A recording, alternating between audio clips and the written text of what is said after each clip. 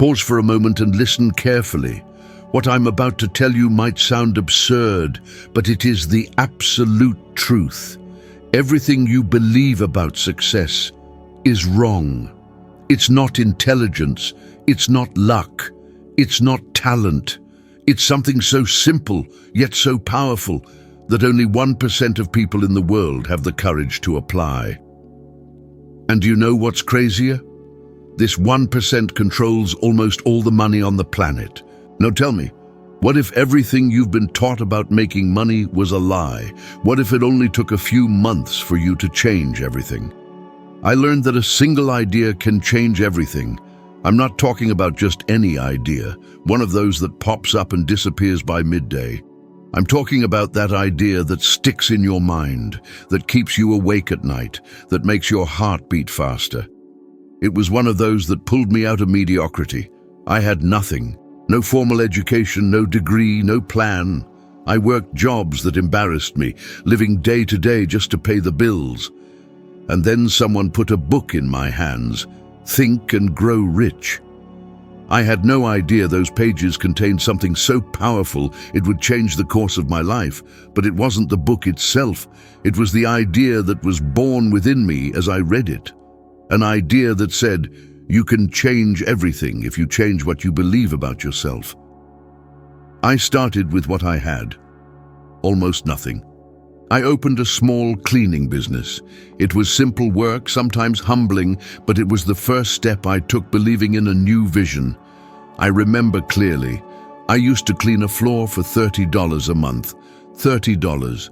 Today it seems insignificant, but at that moment it was the symbol of something greater.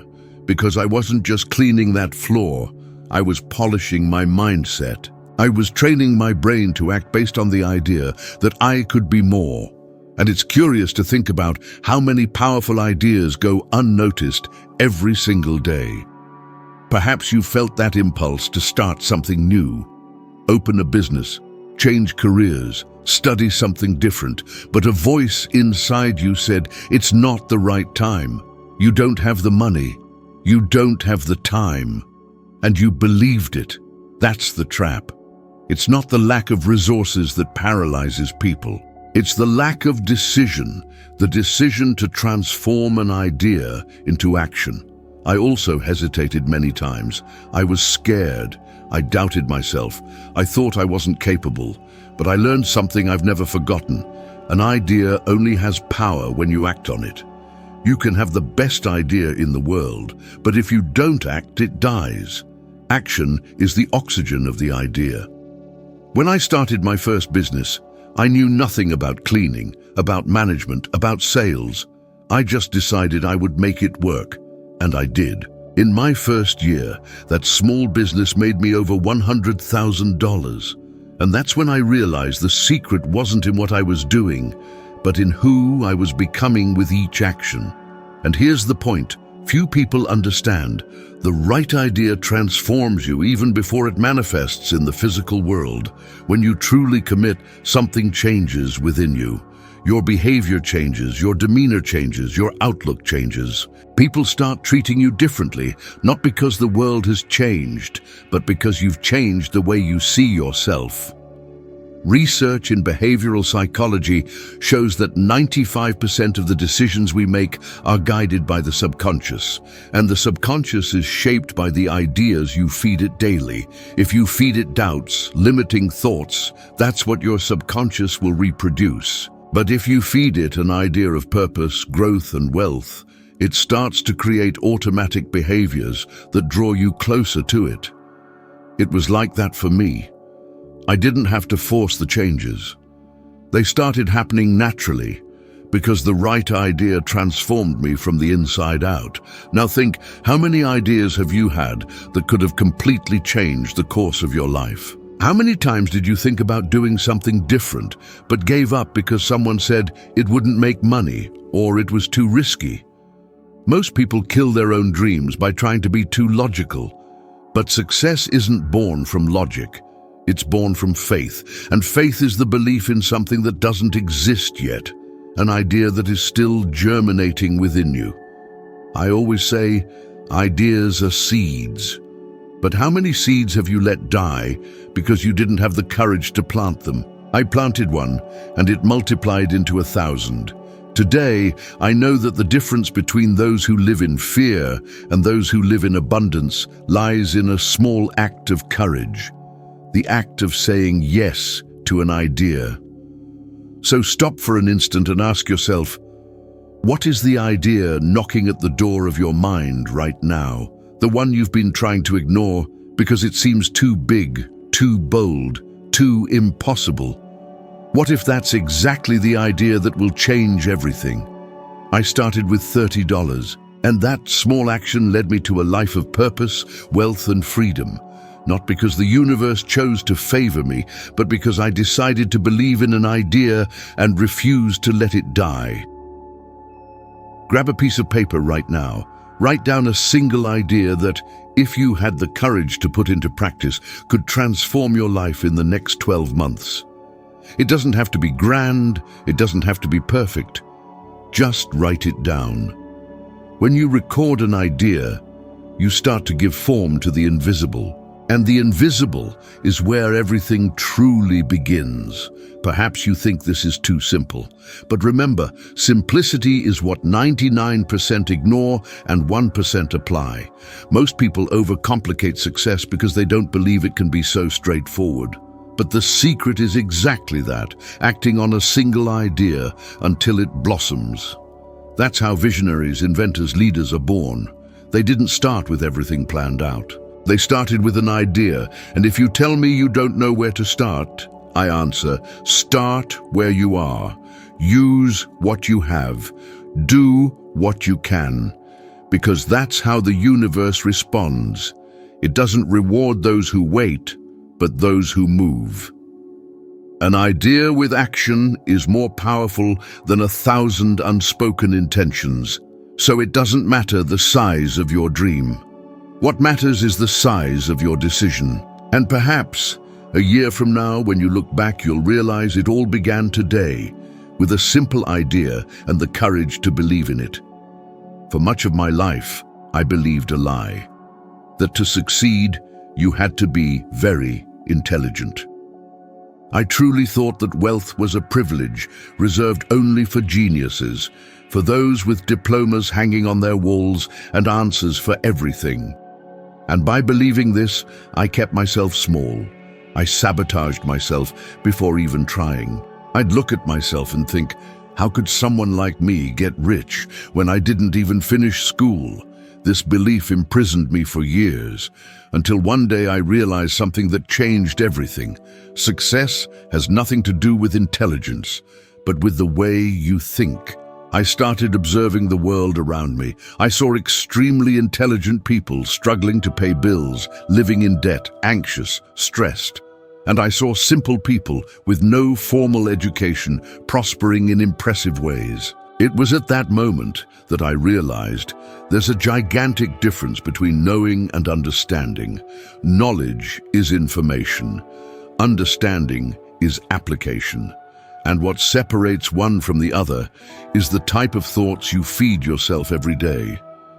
I didn't become more intelligent over time. I changed the way my mind interpreted reality. Before, I thought like most people. I believed I needed to work hard, longer hours, more physical effort, as if the amount of sweat determined the amount of success. But all that brought me was exhaustion. Until I understood a powerful truth. Wealth is a matter of consciousness, not effort. People think money is something external, dependent on circumstances, contacts, opportunities. But money is just a mirror. It reflects what you believe about it. If you think money is dirty, it will move away from you. If you believe it's hard to earn, it will remain difficult.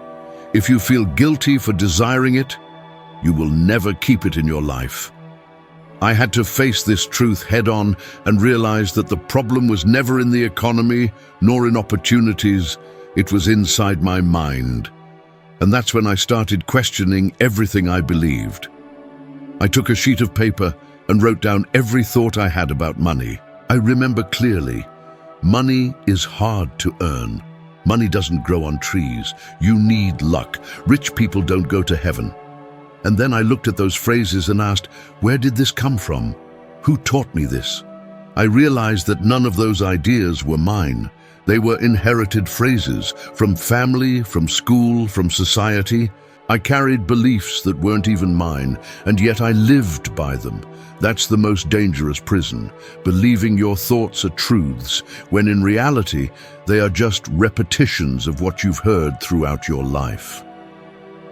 Science confirms this. Studies on neuroplasticity show that the human brain creates repetition circuits, and the more you reinforce a belief, the more real it seems. The brain doesn't distinguish what's real from what's repeated. That's why if you grow up hearing that money is hard to get, the brain accepts this as an unquestionable truth and molds your behavior to confirm that belief. But something incredible happens when you start to break this pattern. When I started consciously affirming that money was energy, that it flowed toward those who respected and understood it, my world began to change. Suddenly I perceived opportunities where I once saw obstacles. People appeared, connections happened, and what once seemed impossible began to become natural, not because the world changed, but because I changed the lens through which I saw it. And perhaps this is the question you need to ask yourself right now. How much of your financial reality is merely a reflection of what you believe about money? How many times have you told yourself, I can't, it's not for me, or I'm not good enough? And most importantly, what would happen if you decided to believe the opposite? Change begins with a simple decision, to decide to think differently. I remember one specific night when I was sitting alone with a pile of bills on the table, a knot in my stomach. I was exhausted, confused, and ashamed to be broke again. And it was there, in that heavy silence, that I understood it wasn't money I lacked. It was clarity. It was faith in myself. In that moment, an idea emerged. If my mind created this scarcity, it can also create abundance. And from that point on, everything began to change. I started acting like a prosperous person even before the money arrived. I began to behave, to speak, to dress, and even to walk in a different way. It seemed crazy, but it wasn't. I was reprogramming my subconscious, because this is what the top 1% do. They don't wait to become rich to think like the rich. They think like the rich, and that's why they become rich. Many ask me, but what if it doesn't work out? And I always reply, what if it does? Fear is scarcity's favorite argument. It convinces you to stay small. But prosperous thinking begins with a simple substitution. Swap doubt for curiosity. Instead of thinking, what if I fail? Ask, what if I learn? This shift in perspective is what opens the door to expansion. There's a study published in the Harvard Business Review that shows people with a growth mindset, those who believe they can develop, are 47% more likely to achieve consistent financial results over time. This isn't about IQ, it's about vision. They believe they can learn whatever is necessary to prosper, and the brain adapts to that belief. The mind is like a radio. It emits a frequency, and the universe responds on the same wavelength. If your frequency is fear, you attract scarcity. If it's faith and gratitude, you attract opportunities. The difference is invisible, but the impact is gigantic. And what strikes me is that almost no one realizes this. People live reacting to the external world when the secret is to create the internal world they wish to reflect. That's how I understood with absolute clarity that money doesn't change who you are. It merely amplifies what already exists within you. If you're insecure, money will multiply that insecurity. If you're generous and creative, it will multiply generosity and creation. Money is neutral. It's a mirror. And as long as you keep thinking it's the problem, you'll keep trying to solve externally what originated internally. The real turning point happens when you change your emotional relationship with money, when it stops being an enemy and becomes an ally. When you understand that it's just a form of energy, and energy flows where there is movement, stop blocking it with guilt, fear, and old beliefs.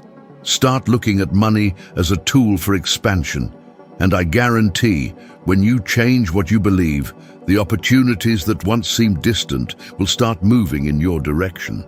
You'll realize that it's not intelligence that separates the top 1% from the 99%, but the level of consciousness. The way each person chooses to think, because in the end, it's not the diploma on the wall that defines your destiny. It's what you believe when no one is watching. I remember the day I walked into a large auditorium for the first time. The place was packed, full of elegant, confident people, and I felt completely out of place. I stayed at the back of the room, quiet, almost invisible. At the front, a man spoke with such presence, such conviction, that he seemed to command every soul within. He didn't just speak, he hypnotized. And in that moment, a question echoed in my mind. Why can't I be like that? What stops me from being who I truly want to be? And the answer was simple: fear. The fear of judgment. For many years, this fear was my companion. It walked with me, paralyzed me, made me silent when I had something important to say. How many times did I want to express an idea and swallowed the words because I was afraid of what others would think? How many times did I give up on trying something new because someone might call me foolish? This is the kind of prison no one sees, but that keeps millions of people chained internally.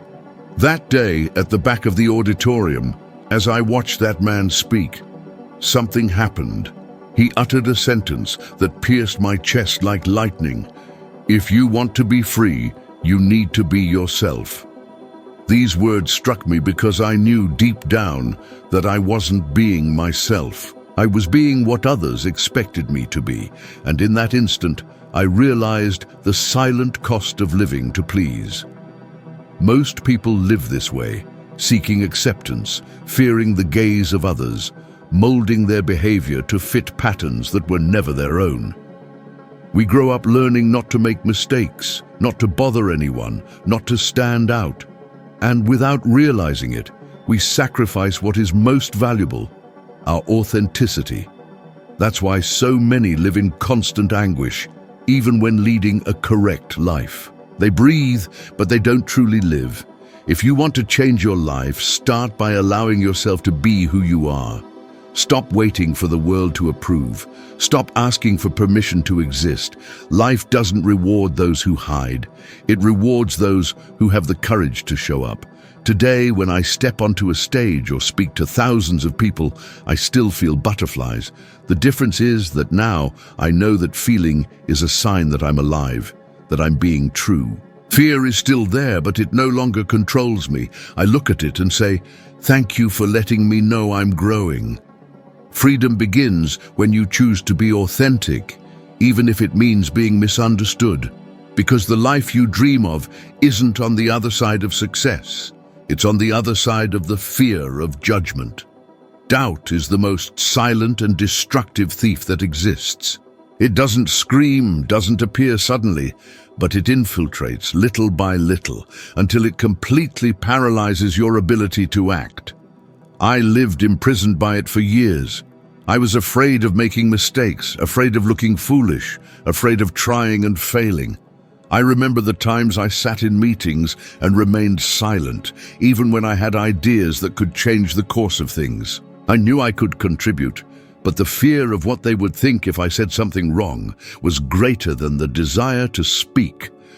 I preferred to leave silently, frustrated rather than risk being judged. And that's how doubt starts to destroy you. Slowly, with small daily concessions that seem harmless, but distance you from your own greatness. I believed that doubt was prudence, that it was better to overthink before acting, to measure all consequences, to wait for the right moment. But the right moment never arrived, because doubt doesn't seek security, it seeks control, and total control is an illusion. While you try to predict every detail, life keeps passing by. Opportunities arise and fade away. Less prepared but more courageous people move forward, and you remain still, observing, trying to understand where you went wrong. But the mistake isn't in trying, it's in waiting too long. It was when I met Earl Nightingale that I heard something that turned my world upside down. He said, "Most people believe others can, but they cannot." At the time I thought, he's right, but that doesn't apply to me.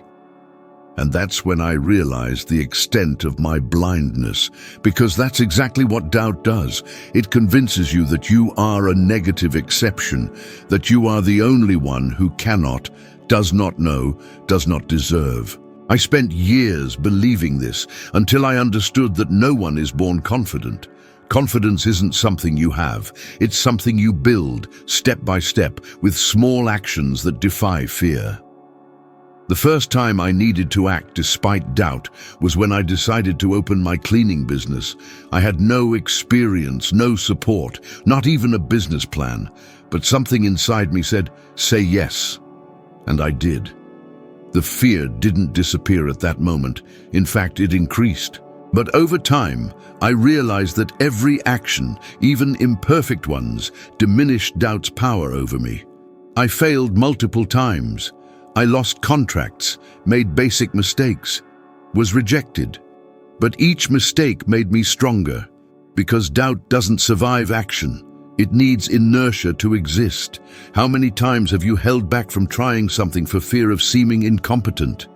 How many opportunities have you let slip away because you didn't feel ready? Doubt is disguised as prudence, but in reality, it's fear masquerading as logic.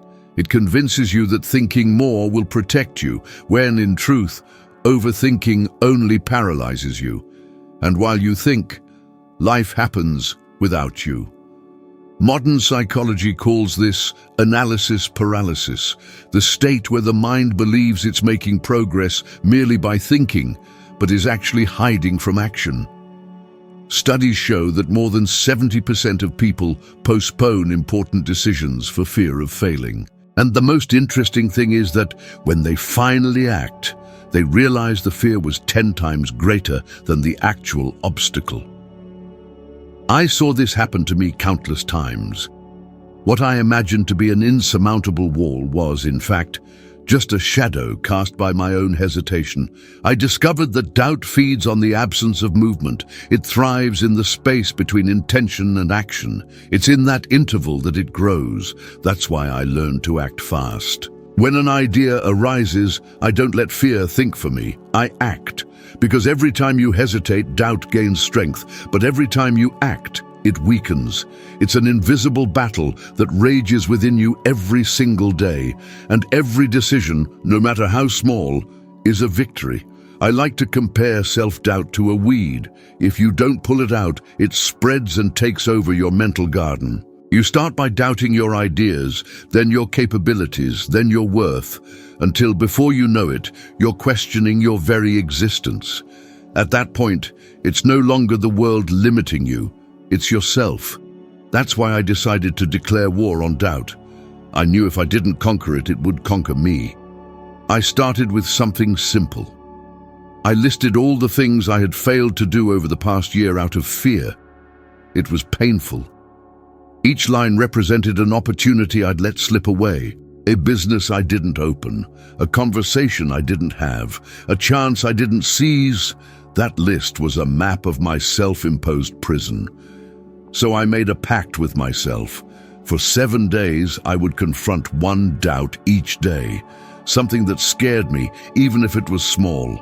Asking for something I wanted, speaking in public, making a difficult phone call, saying no when I would usually say yes. And with each passing day, I felt a part of myself expand. The fear was still there, but it was losing its grip. Because courage isn't the absence of fear. It's the decision to move forward despite it. And then something magical started to happen. People began to notice me. Opportunities started to emerge. And most importantly, I began to trust myself. Because confidence doesn't come from results. It comes from the repetition of courageous acts. The more you confront doubt, the more you prove to yourself what you're capable of. And when that happens, the universe responds. Neuroscience explains this phenomenon simply. Every time you act despite fear, your brain creates new neural connections associated with action and success. This means that over time, acting with courage becomes natural. What once paralyzed you becomes just another part of the process. It was like that for me. The first time I stepped onto a stage, I trembled. On the 10th time, I still felt afraid. But by the 100th time, the fear had transformed into energy. I realized that doubt is just a reminder that you are growing. So if there's something you've been putting off, something you know you need to do, but fear has paralyzed you, understand this. There is no perfect moment. The moment is now. Action cures doubt. Movement dissolves fear. And every step you take, even while trembling, is a victory over the voice that tries to keep you small. Because, in the end, doubt only has the power you give it. And the day you decide to act, even if you don't feel ready, will be the day you discover you were ready all along. If there's one thing you need to take away from this, it's this. Success doesn't begin in the external world. It starts within you. It's the shift in your mindset that changes your life. It's when you decide to act, even with fear, that everything transforms. The top 1% aren't luckier, nor do they possess more talent. They've simply learned to think differently. They understood that doubt, fear, and limiting beliefs don't disappear. They simply lose their grip when you choose to act. So remember this. You're not waiting for the right moment. You are the right moment. And every new idea, every decision to break free from what holds you back is a step toward your own freedom. Now, if this message resonated with you, don't stop here. The next video is already appearing on screen, and in it, you'll climb another step in your wisdom's evolution, becoming 1% better than you are now. Thank you for being with me on this journey. I'll see you there, because the best is yet to come.